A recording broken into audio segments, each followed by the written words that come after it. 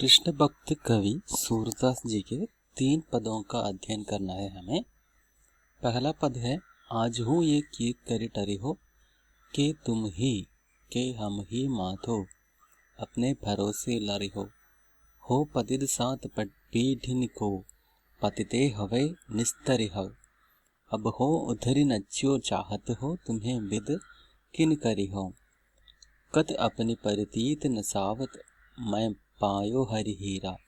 सूर पतित तब ही उड़े प्रभु जब हंस ही बीरा हंस देहो बीरा।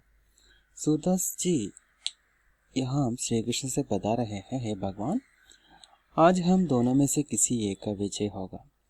कई जन्मों से मैं मुक्त होने की कोशिश कर रहा था, अब मेरा 7वां जन्म पूर्ण हो चुका है। भारतीय विचारधारा के अनुसार 7वें जन्म के बाद पितृ ऋण से व्यक्ति मुक्त होता है। इसलिए सूरदास श्री कृष्ण से बता रहे हैं, मैं अब मुक्ति के लिए तैयार हो चुका हूँ। इस जन्म में मुझे हरि रूपी हीरा मिल गया है, अर्थात श्री कृष्ण को मिला है। इसलिए सूरदास कहते हैं, मुझे मुक्ति मिलना ही चाहिए। जब तक तुम्हारी कृपा मुझ पर पड़ोगी तब तक मैं तुम्हारे चरणों पर पड़ा रहूंगा। फिर और एक चेतावनी भी श्री कृष्ण को सूरदास दे रहे हैं, अगर तुम मुझे मुक्ति नहीं दोगे तो भक्त जनों के दिलों में तुम्हारे प्रति शक जरूर आएंगे।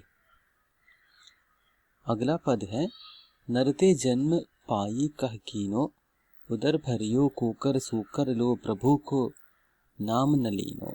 श्री भागवत सुनी नहीं सवननी गुरु गोविंद नहीं चीनो।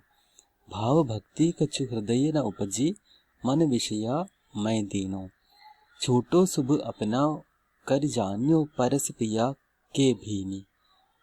अध को मेरु बठाई अधम तू अंत भयो बलहीनो।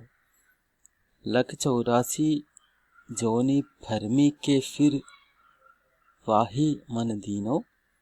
सूरदास भगवत भजन बिनु जो अंजलि जल छीनो।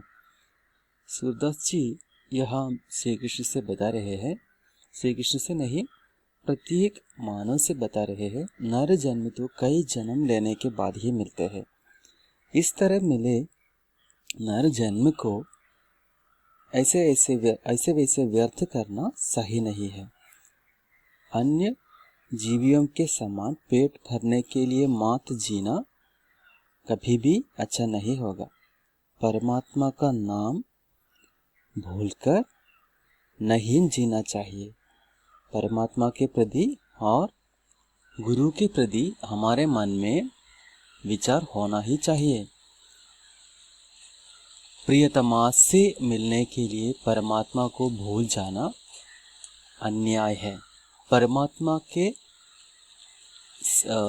मदद के बिना जीवन में कोई भी विजय हासिल नहीं कर पाओगे।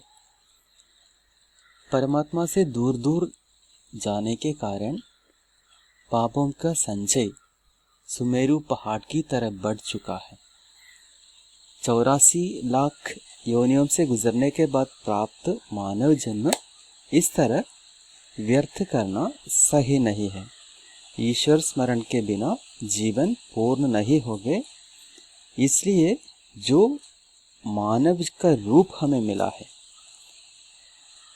इस जन्म में हमें परमात्मा के प्रति विचार होना चाहिए, गुरु के प्रति विचार होना चाहिए, दोनों का आदर करना चाहिए, दोनों के प्रति श्रद्धा हमारे मन में होना चाहिए। ईश्वर भजन में डूबना ही चाहिए। यहाँ ईश्वर भजन की आवश्यकता बता रहे हैं सूरदास जी।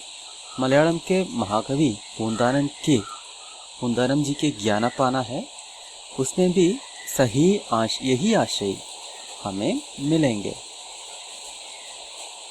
अगला है अपनी गाँव लेऊ नंदराणी, बड़े बाप की बेटी पुतही भली पटाप दीवानी। सगा भीर ले पैठत घर में, आप घाट तो सहिए। मैं जब चली सामोहो पकड़न, तब के गुण कहा कहिए। भाज गए दूरी देखत कतहु, मैं घर पौढ़ी आई। हरे हरे बेनी गाही पाछे, बांधी पाटी लाई। सुन मैया याके सुन मोसो, इन मोही लयो बुलाई। दधी में पड़ी सैंत की मों पे, चींटी सबे कठाई। टहलकत मैं या के घर की, ये पदी संग मिली सोई। सूर बदन सुनि हसी, जसोदा ग्वाली, रही मुख गोई। सूरदासी श्री कृष्ण के बाल लीलाओं का अत्यंत सुंदर वर्णन किया है। इसमें